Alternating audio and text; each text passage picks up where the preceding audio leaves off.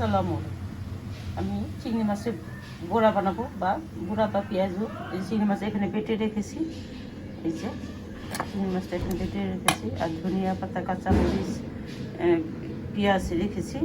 এখন আমি একে একে সব কিছু দিয়ে দিব চিংড়ি মাছ বাটা,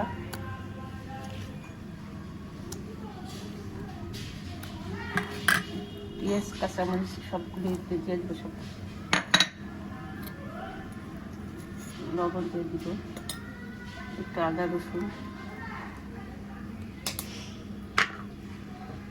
দিয়ে দিব, একটু হাফ চামচ মরিচের গুঁড়া, আর দিয়ে দিব হাফ চামচ সামান্য একটু হলুদের গুঁড়া।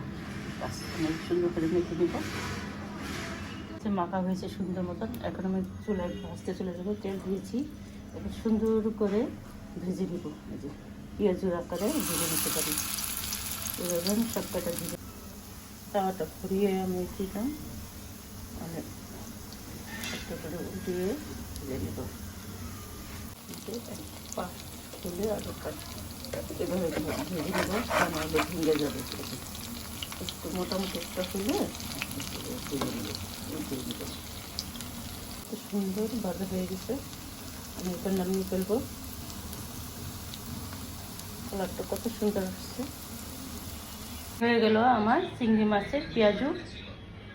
যদি আপনাদের ভালো লাগে অবশ্যই ট্রাই করবেন। এই পর্যন্তই। আল্লাহ হাফেজ।